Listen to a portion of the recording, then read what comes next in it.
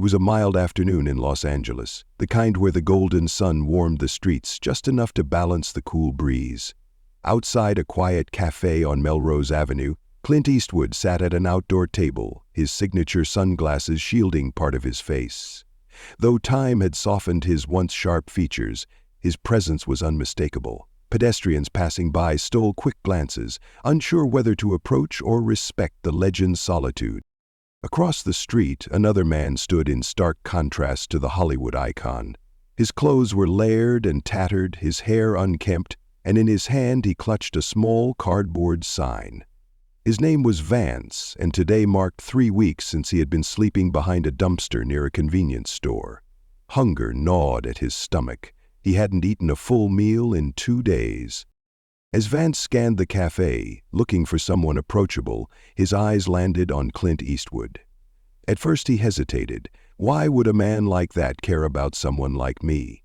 But desperation has a way of erasing pride. Taking a deep breath, he crossed the street, each step heavier than the last. When he finally reached Clint's table, his voice was barely audible. "Sir, can you spare $1?" Clint looked up slowly, removing his sunglasses. His expression was unreadable, and for a moment Vance wondered if he had made a mistake. But then Clint leaned back in his chair, studying Vance with quiet intensity.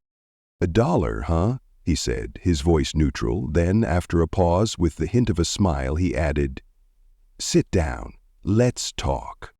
Vance had no idea that this simple moment was about to change everything. Vance hesitated. Had he heard that right? He had expected the usual response, a quick dismissal, a few loose coins tossed his way, or worse, the uncomfortable silence of someone pretending not to see him. But this was different. Clint Eastwood, the legendary actor, wasn't reaching for his wallet. He wasn't looking past Vance like so many others had. Instead, he was inviting him to sit down. Vance's first instinct was to decline. He wasn't sure if this was a joke or some kind of test.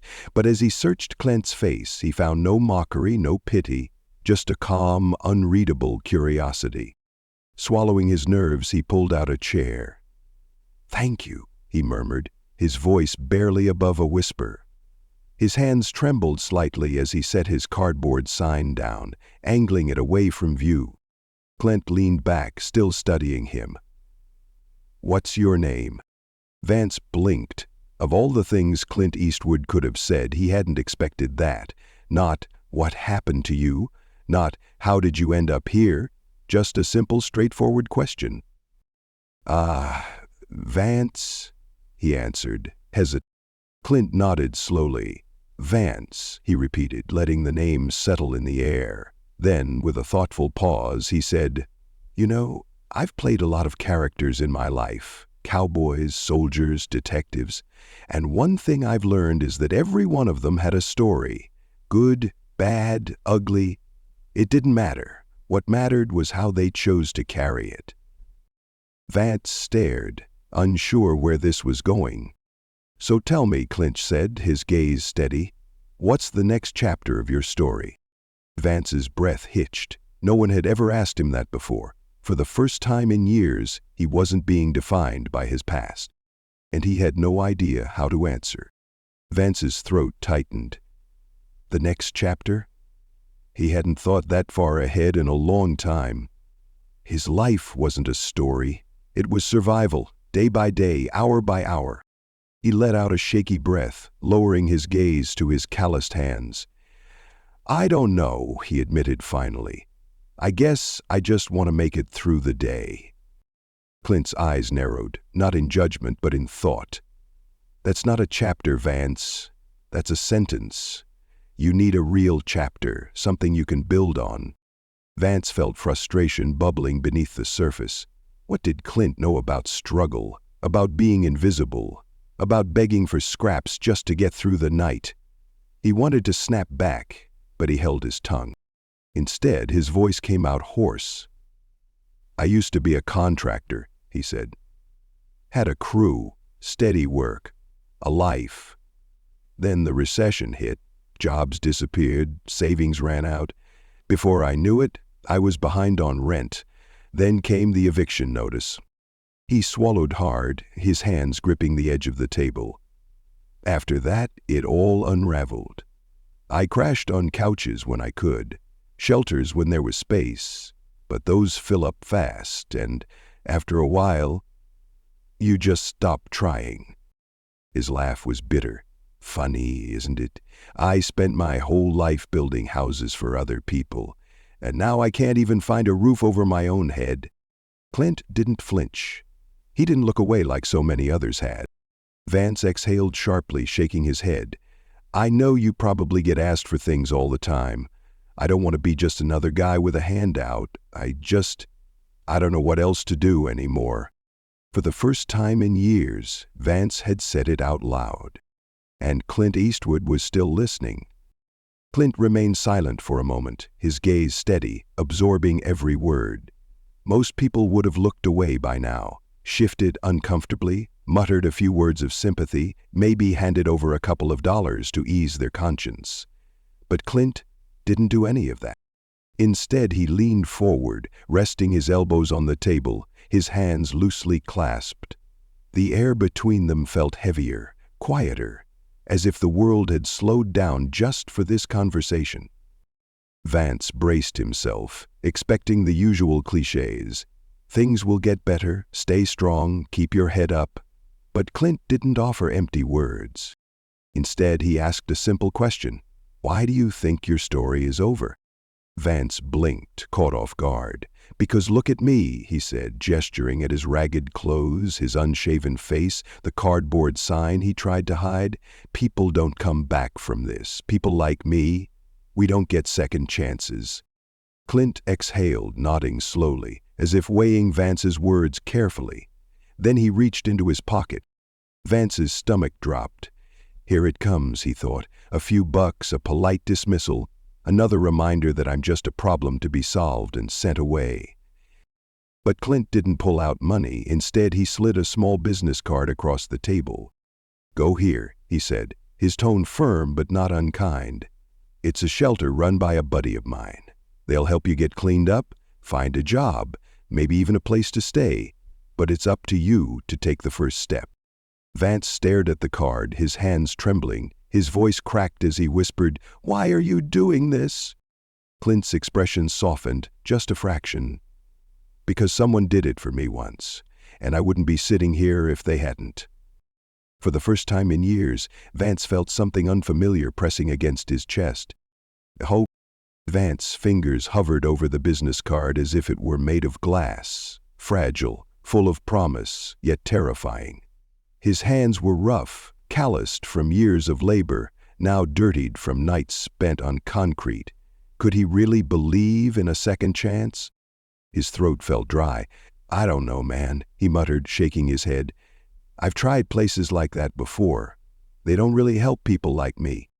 Clint's gaze didn't waver. People like you?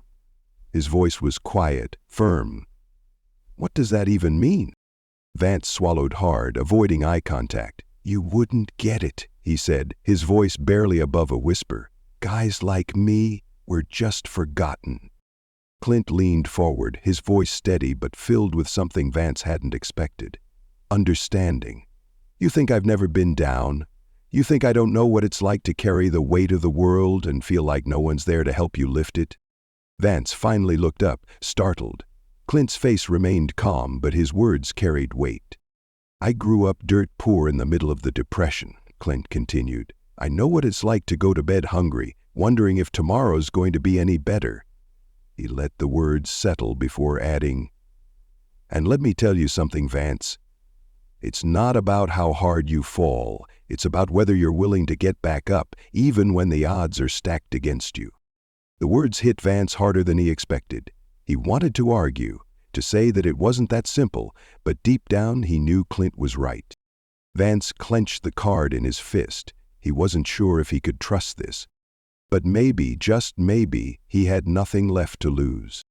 Vance walked away from the cafe, the business card clenched in his hand like a lifeline he wasn't sure he could trust. His mind raced with doubts. He had been to shelters before, some overcrowded, some full of empty promises, some that just made him feel like another name on a list. Would this place really be any different? He passed by shop windows, catching his own reflection in the glass. His clothes were wrinkled and stained, his face hollow from weeks of hunger. He barely recognized himself. How did I get here? He wondered. The wind picked up, sending a chill through his already thin layers of clothing. He could feel the exhaustion pressing down on him, the kind that wasn't just physical but deep in his bones. The weight of years spent fighting an invisible battle, the kind few ever noticed. Then he looked down at the card again. Maybe Clint was right. Maybe his story wasn't over. With the last few dollars in his pocket, Vance made a decision, one that felt small but meant everything. He stepped into a laundromat, fed the coins into a washing machine, and sat down, watching his clothes spin. If he was going to show up at that shelter, he wanted to at least look like a man who still had some fight left in him. It wasn't much, but it was a step, and for the first time in a long time, Vance was willing to take it. The shelter was nothing like Vance had expected. He had walked in expecting the usual, a crowded room, people who barely looked up, staff who saw him as just another lost cause, but instead he was met with something different. A warm greeting, a volunteer who looked him in the eye and asked his name like it actually mattered. Still, it wasn't easy. The first few nights Vance barely slept. The fluorescent lights, the sound of people moving, the buzz of whispered conversations, it all felt foreign. He had spent so long on the streets that even a real bed felt strange. But slowly, things started to change. The staff helped him apply for a temporary job at a nearby warehouse. It wasn't much, just moving boxes, but it was work. He showed up every day, pushing past the exhaustion, past the voice in his head that told him this wouldn't last. Then came his first paycheck. It wasn't a fortune, but when he held that check in his hands, it felt like something more. It felt like proof. Proof that he was still capable, that he could still stand on his own. With the money he earned, Vance moved into a modest shared apartment. It wasn't glamorous, just a small room with a mattress and a lamp, but it was his. For the first time in years, he had a key to a door that locked, a place to call his own. Through it all, Clint's business card never left his wallet. It had become more than just a piece of paper. It was a reminder of the moment that changed everything. Vance had spent years believing he was forgotten, but now he was starting to believe something new. Maybe his story wasn't over after all. Months passed, and Vance's life slowly took shape. The long shifts at the warehouse were exhausting, but each paycheck was a step forward. The shelter had been a place of refuge, but now he had something better: stability, a place to sleep without fear, a job that gave him purpose, and for the first time in years, hope for something more. One night, after an especially grueling shift, Vance sat at his small desk, staring at a blank sheet of paper. He had thought about this moment for weeks. He pulled out the worn business card from his wallet, running his fingers over the name, Clint Eastwood, the man who had done something no one else had, treated him like a person, given him not just a handout, but a reason to believe he still had a future. Taking a deep breath, Vance picked up his pen and began to write. He told Clint about the job, the apartment, the way his life had changed since that afternoon at the cafe. He wasn't looking for a response, he just needed Clint to know what his kindness had done. When he finished, he folded the letter carefully, slipped it into an envelope, and mailed it. Clint received it weeks later. Sitting alone in his quiet office, he read every word. A small smile tugged at his lips. He folded the letter neatly and placed it in a drawer where he kept the things that truly mattered. For Clint, it had never been about recognition. It was about paying forward the kindness that had once saved him. Vance never expected a reply from Clint Eastwood, and he didn't need one. Writing that letter had been enough, a way to acknowledge the moment that changed everything. But his journey wasn't over. As the weeks passed, Vance found himself drawn back to the shelter not as someone in need, but as someone who could help. He knew what it felt like to walk through those doors, carrying nothing but exhaustion and doubt. He knew how hard it was to believe that change was possible. So he started small, talking to new arrivals, sharing his story, listening the way Clint had listened to him. For some it was just conversation, but for others it was something more. A spark, a reminder that they weren't beyond saving. Before long, Vance was volunteering regularly. He helped newcomers navigate job applications, gave advice on places to stay, and, most importantly, showed them that climbing out of rock bottom was possible. One evening, after leading a job prep session, Vance reached into his wallet and pulled out the old business card. It was worn at the edges, the ink slightly faded, but he still carried it as a reminder of where his second chance had started. He smiled to himself. Clint had given him an opportunity, but it had been up to him to take it. And now he was making sure someone else got their chance too. The cafe on Melrose Avenue remained just another quiet spot in Los Angeles, a place where people passed by without a second thought. But for Vance, it was more than that. It was where his life had changed. He often thought back to that afternoon, how a simple request for $1 had led to something far greater.